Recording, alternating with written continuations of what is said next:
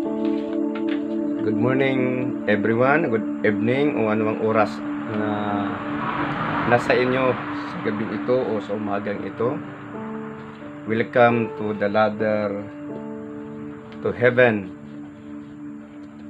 channel, Ladder to Heaven TV. Marami po tayong pag-uusapan sa gabing ito, sa araw na to.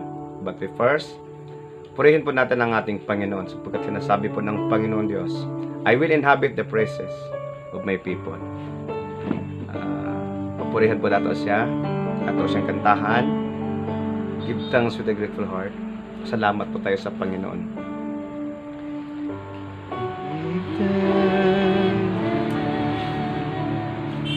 With a grateful heart, give thanks to the Holy One. Give thanks. We give you praises, thanksgiving, Father God. We worship you with all our hearts. We adore your holy name tonight, Lord, today. We declare that your grace and mercy be upon all the viewers and listeners, those watching all over the world. May your grace and mercy, Father God, be upon us, be upon them. Whatever problems that they have today, I speak blessing, I speak healing and deliverance. Whatever challenges na dumating sa bawat isa, anuman ang kanilang kalagayan, I declared it, O God, breakthrough and victory. Kung mayroon man silang karamdaman, I declare healing. I proclaim your power of healing, O God, your promise, healing and deliverance, Lord. By your stripe we are healed.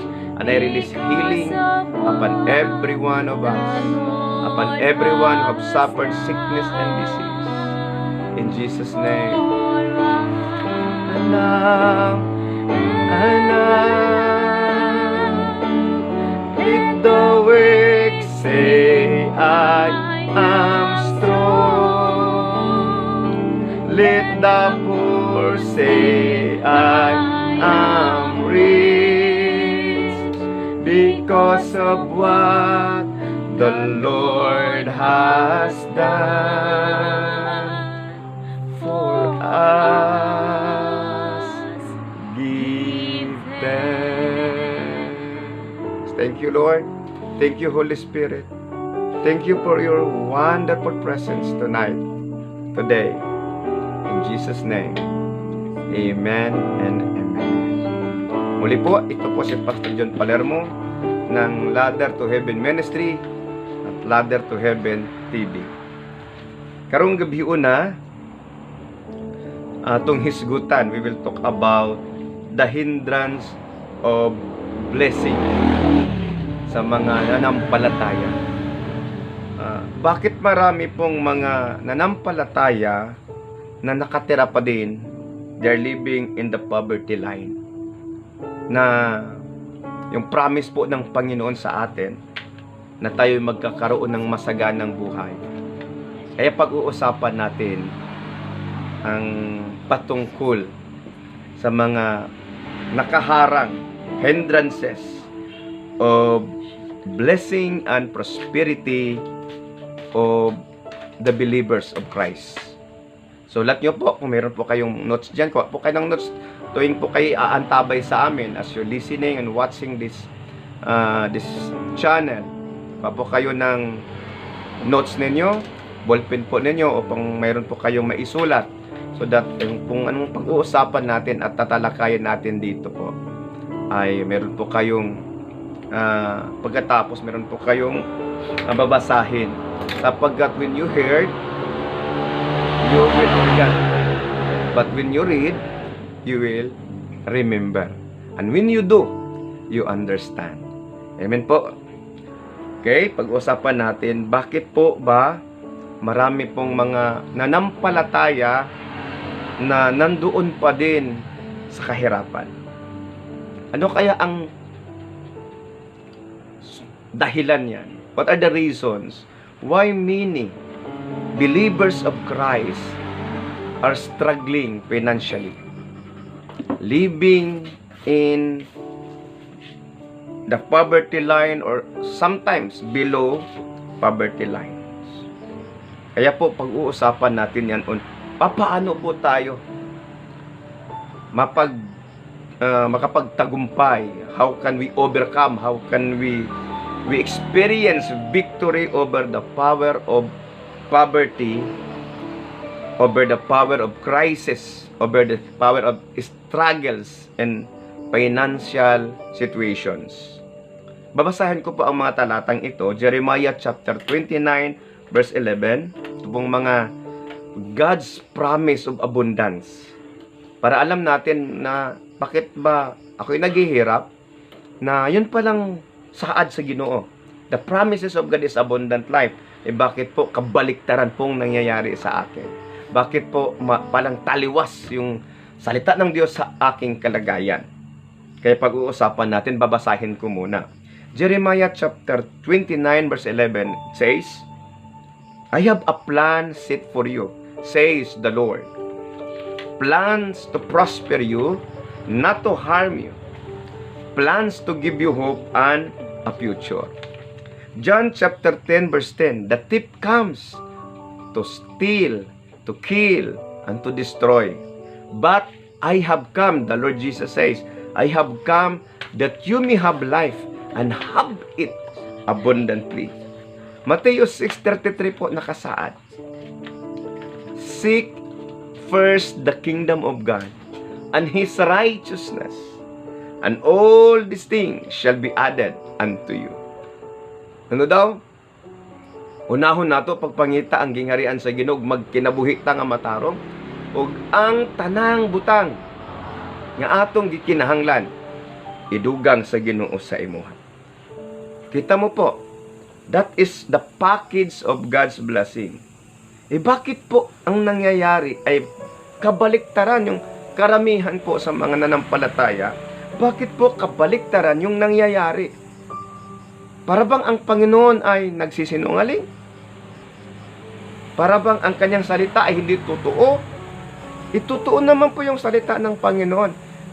May problema lang po na dapat po nating ma-discover po. Okay? Mayroon po tayong isang hindi natin alam na kaaway. The unknown enemy. Na siya pong sumasalakay sa atin. Sapagkat yung naturo po sa atin, yung naturo sa atin ng simbahan, the known enemy is Satan. The known enemy is death. But the unknown enemy na hindi po naturo, ito po, turo ko sa inyo ngayong gabi. The unknown enemy of the believers of Christ is the ignorance. The ignorance, kamangmangan. Yun po ang sumasalakay po sa atin. Yung kamangmangan, yung ignorance. Bakit po yung ignorance ay nagiging kalaban po natin? Okay. Sinabi po ng Panginoon, my people are perished for lack of knowledge. Yun pala pong kakulangan ng kaalaman, yun pala pong dahilan kung bakit tayo naghihirap at minsan mawawala po sa pananampalataya. Okay? Kaya number one reason kung bakit mahirap yung believers of Christ is the mind sitting.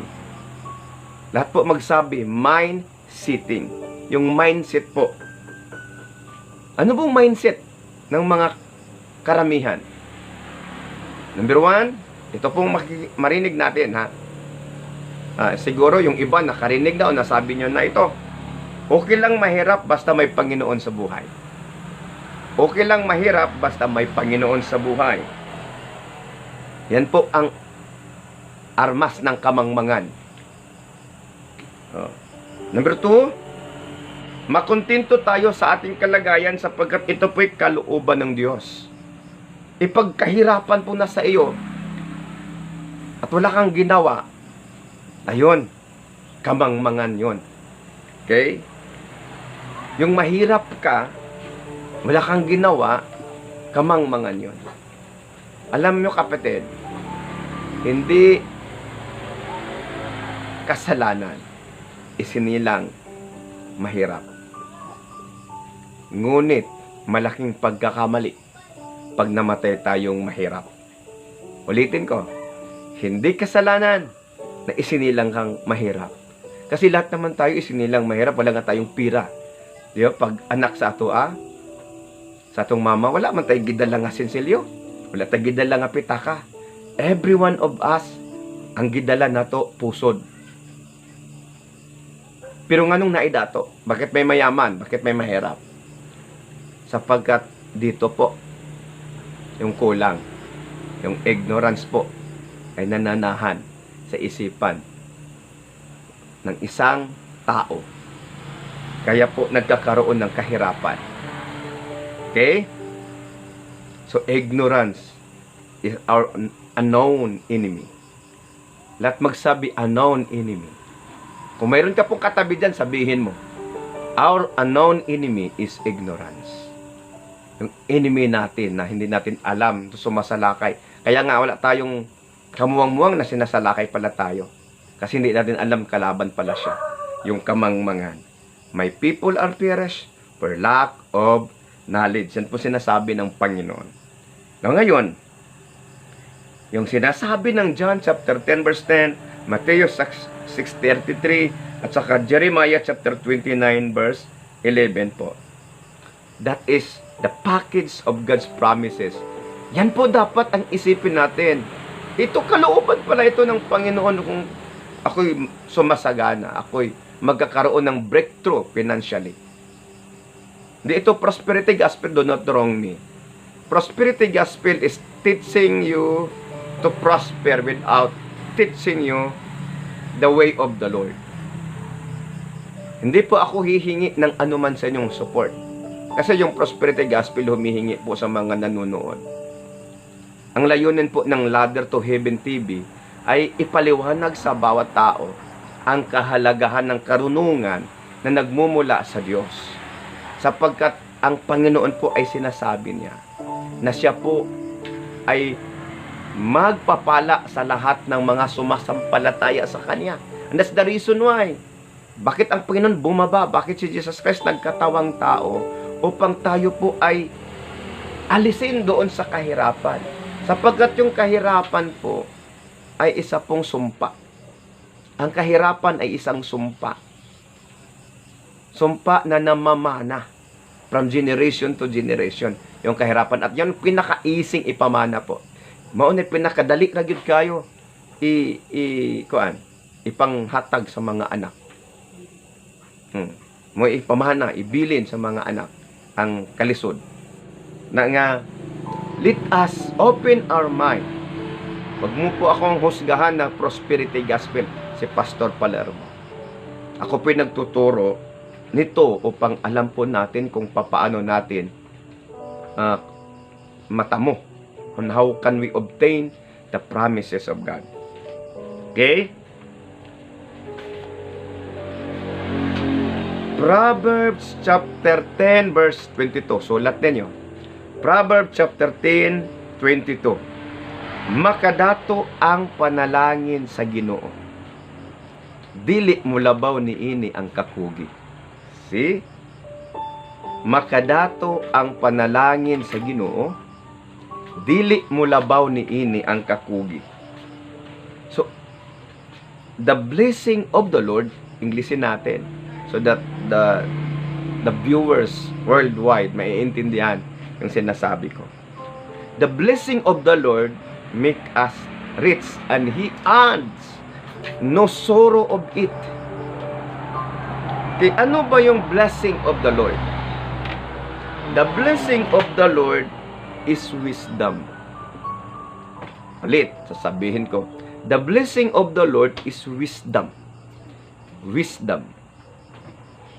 The blessing of the Lord is wisdom. Hindi po ang Diyos magbibigay ng pira sa atin na hihintayin natin kakatok. O hihintayin natin yung may kakaroon ng bank book na hindi ka naman nag-open account, magkakaroon ka ng pera sa bangko. Hindi mangyayari yon. Tindihan. Yung una pong ibigay ng Panginoon sa atin, yung wisdom. Sapagkat God is so wise na hindi po siya magbibigay sa atin ng pera. Sapagkat alam niya po, pagka tayo po ay binigyan ng pera na wala po tayong karunungan at kaalaman kung paano po ito i-handle, mauubos po yan ng walang patutunguhan. Kaya matalino po ang Panginoon is the source of wisdom. Okay? Ang blessing ng Panginoon na ibigay sa atin, hindi yung pera. Yung wisdom. At itong wisdom, okay? So, lahat ninyo ha, God give us blessing. And this blessing is wisdom. And wisdom create ideas. Wisdom create ideas. And ideas attract money. Ideas attract money. Sige, ulitin natin. Wisdom create ideas. And ideas attract money. Money is the product of ideas. Money is the product of ideas. And ideas comes from wisdom. And wisdom comes from the Lord. The fear of the Lord is the beginning of wisdom. Kaya nga sinasabi ng Panginoon, Thy kingdom come. Kasi pagka may kaharian, meron po yung kingdom ball, kingdom blessing, kingdom principles of and rules. At ito pa po, bago po ginawa ng Diyos ang tao, He provide everything. Kaya nauna pong ginawa yung lahat na kailangan ng tao. Saka na po yung tao. At ano po ang dahilan ng Diyos? Bakit po nahuli yung taong ginawa? Why? Man created lust. Because God called the man to become a manager of God's creations. At yung manager po, kailangan po niya may wisdom. Sapagkat anumang pong kumpanyang kanyang dadalhin, pag wala yung wisdom yung manager, nababankrupt po yan. So wisdom comes from the Lord. And wisdom is gift from God. How can we get ideas? Through wisdom. Okay. By means of learning, reading, researching, searching. Magbasa po tayo ng mga aklat kung paano po tayo lalago, paano tayo tatalino. Magpe-pray po tayo, Lord, bigyan mo ako ng karunungan upang aking mapatagumpayan itong aking hinaharap. Lord, bigyan mo po ako ng lakas at karunungan. Kasi yung ideas, hindi yun po pwedeng di mo hahanapin. So, reading, learning, titingin po kayo sa mga taong umuunlad. Alam nyo yung mga walang Panginoon, yun ang mga umuunlad. Sapagkat they gathered ideas. Yung mga nanampalatayan supposedly, dapat sila yung uunlad. Kasi sila po yung malapit doon sa Panginoon. Sila pong nasa Panginoon. Yung nangyayari ngayon, wala po silang ideas. Na yun palang promise ng Panginoon ay kailangan pala nating gawin. It needs actions to obtain the promises of God. Okay? Most believers have faith in God, believe the words of God, claim the promises of God, but the promises of God hindi nakikita sa kanila. Bakit? Kasi di nila alam kung papaano. Kaya mindset dapat ma-open upang matutunan natin kung papaano natin labanan yung ignorance, yung kamangmangan. So, reading, learning from people who are successful in their lives. Yung mga negosyante, tanaw na to, ano sila, dato man sila. Sila nagtrabaho, sila nagnegosyo. Ikaw, nara dito, gahigda-higda. Sige, naghigda-higda ra ka dito, man naman kung ampo, higda, natuhog na ka. Mga anak, salig lang mo sa Ginoo. Walay problema, kaya ang Ginoo, magpaulan, o panalangin. Yo, daghan kayo tag-claim, Lord, Lord, Lord. I-bless ko Ginoo, panalangin ko, Lord God, make me prosper. Wala ka namang ginagawa. Paano yan? Ito ha, bigay ko sa yung example. With how faith works and manifest by action. Faith, narinig mong salita ng Panginoon, I have come that you may have life and have it abundantly. Hindi lang kaligtasan yan. Kasi yung iba, ang akala nila, kaligtasan lang yan. Kaya sinasabi ng Panginoon sa Matthew chapter 4 verse 4, man shall not live by bread alone, but by every word that comes out from the mouth of God. When God says, I have come that you may have life and have it abundantly, dalawang bagay po ang ibigay ng Panginoon sa atin. Number one, prosperity in the spirit, that is salvations. Number two, prosperity in all things. Kaya nga, panalangin ni Apostol John, sinasabi niya doon sa kanyang aklat, brethren, I pray that you will prosper as well as your spirit prosper. So pagka lumago po yung spiritual po natin na kalagayan, lalago din po supposedly yung material po na physical po na kalagayan natin. Dapat po lalago. Pero bakit hindi po lumalago? Sapagkat po may kulang. Yung wisdom. Yung mindset. Okay. Before po ako magtatapos, kilala ba natin si Abraham, the father of our faith, the patriarchs? Okay, si Abraham po ay may pananampalataya. Napakadakila ang kanyang pananampalataya. Ngunit, ano ang ginawa ni Abraham so that the blessing of the Lord nagmamanifest sa kanya? Number one, anong livestock ni Abraham? Anong kanyang source of income? Livestock. Okay. Anong source of income ni Abraham? Livestock. Karnero, baka, asno, ano pa man na mga livestock po. Ano po ang source of survival ng livestock pag nagla-livestock po tayo? Ano po ang source of survival? Dalawa po ang source of survival nila. Number one, grass. And number two, water. Grass and water. The Lord provide the grass. Kaya nga po, isang sila Abraham palipat-lipat. Palipat-lipat po ng lugar. Pinapastol po ng kanilang mga livestock. Pero ang problema po nila, tubig. Anong ginawa ni Abraham? Hindi po niya sinasabi, Lord, magbigay ka ng ulan, daming ulan, para makainom itong aking mga livestock. Kaya kung paulanon po sa Ginoo tuda para makainom, kaya mo pwede dili po makainom. So paulanon, mabanlas po kay mag-landslide man. Yung taga-adlaw mag-ulan na mo landslide. O, di ba? Mindset. Ang Ginoo, nasa yung mindset. Si Abraham, nasa yung mindset. Ang mindset sa Ginoo, niabot kang Abraham.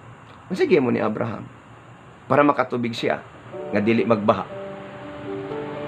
Nagkalot siya og he dug wells. Many wells. Daghan siya gihimo nga balon. Kalot og balon, kalot og balon, kalot og balon. Pag madami na po yung wells niya, dami pong tubig, so dami pong livestock, dami pong income. Kaya sinasabi ng Biblia, si Abraham po ay mayaman. Si Abraham po ay mayaman. May dalawang tao po na nampalataya sa Biblia at pumili po tayo kung saan po tayo bibilong. Number 1, si Lazaro.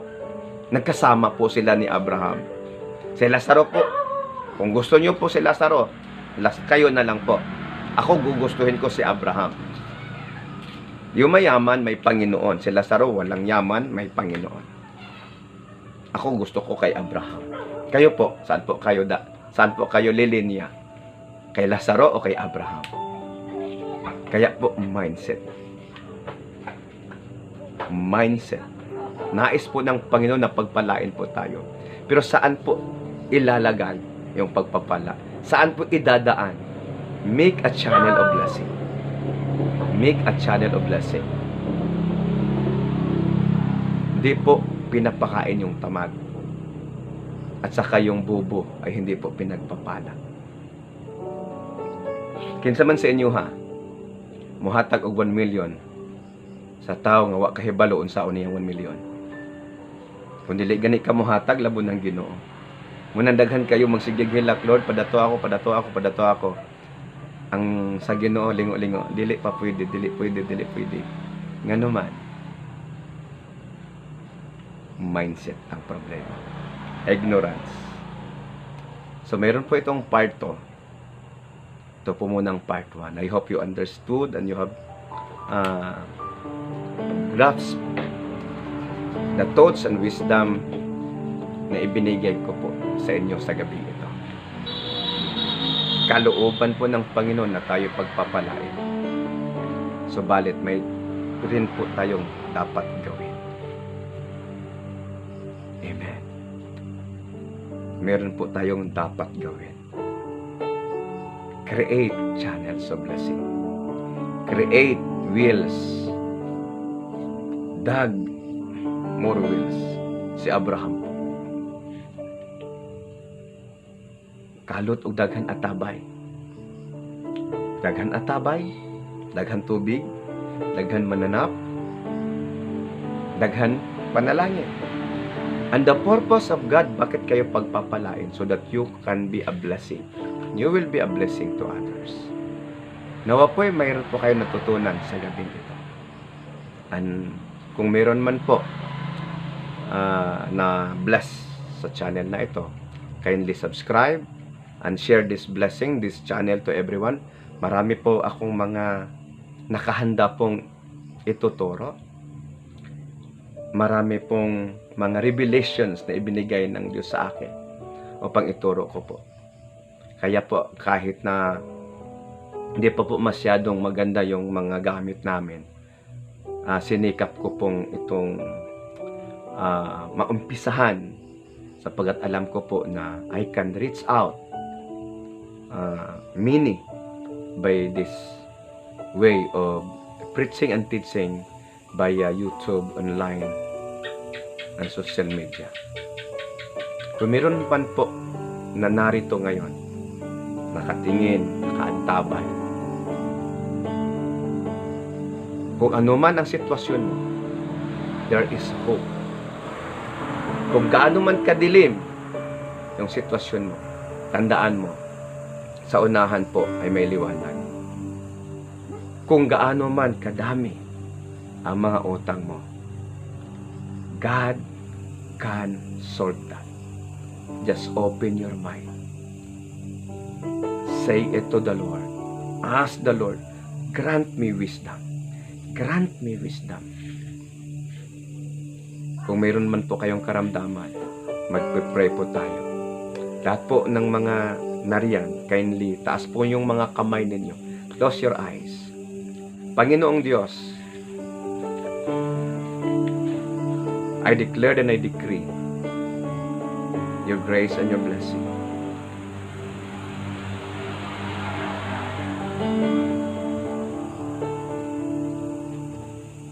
I proclaim, Holy Spirit, that your anointing will come. That your anointing will flow. That your anointing will manifest sa lahat po, Panginoon, na na nakikinig, nanonood via YouTube sa channel po ito. I do not know them, but I pray. I pray, Lord Jesus,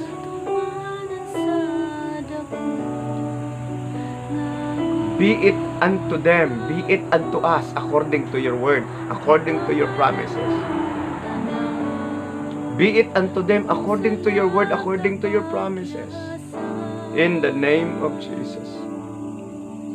In the name of Jesus. Kung meron mang po karamdaman, cancer, tumor, arthritis, diabetes, kidney problem, kidney stone, liver stone, whatever infirmities, I rebuke the spirit of sickness and diseases and infirmities, heart problem, lungs problem. I declare your grace of healing in the name of Jesus. I speak healing upon them. I speak healing upon them. Oh God, I declare your blessing. Speak healing. Speak healing. I speak healing. Deliverance. In Jesus' name. In Jesus' name. In Jesus' name. Mga problema po, may mga utang, Panginoon. I declare pagpalain niyo po. The miracles of provisions. Yung mga business po na malapit na pong magsara, malapit na pong mabankrupt.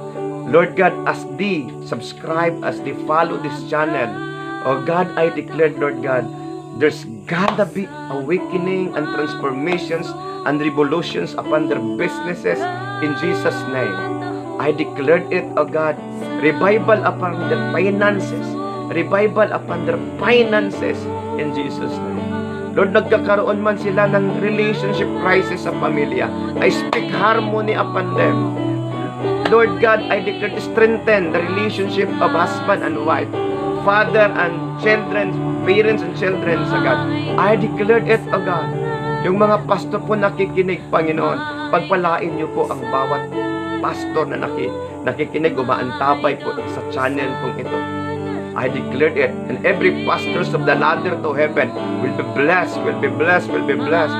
Every ministry of the ladder to heaven will be blessed. And every pastor so commit their lives to God, whatever denominations that they have, but they are living according to your purpose.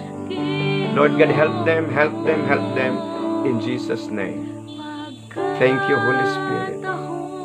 Thank you, Lord. Lord God, as I declare this blessing, bless them and say amen when I declare this blessing to you.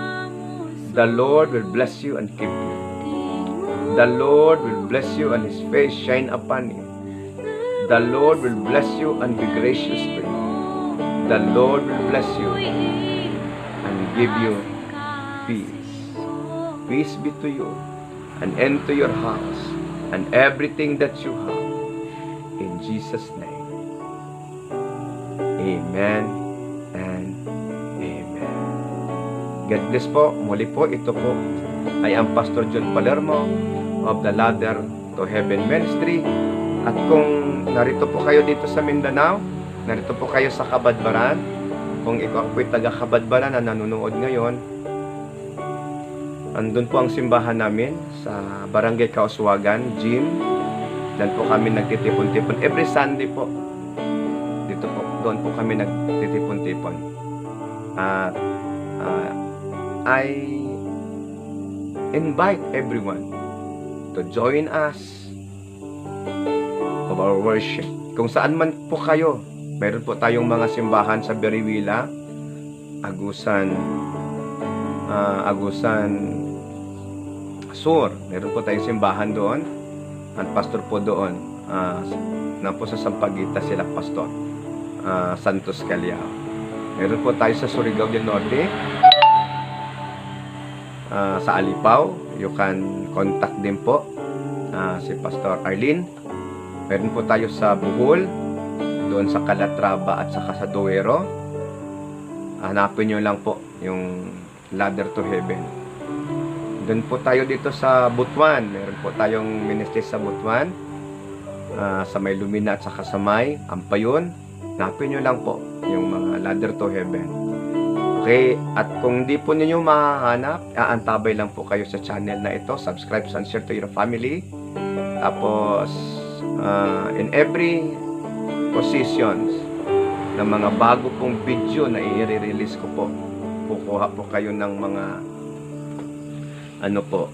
notes ninyo para po mayroon po kayong babasahin sa hanggang naghihintay po kayo ng mga next videos po namin. Salamat po muli. Ako po si Pastor John Palermo at nagsasabi, ang Diyos po ay magpapala sa ating lahat. Magandang gabi at araw. Good evening and good day, everyone. Shalom.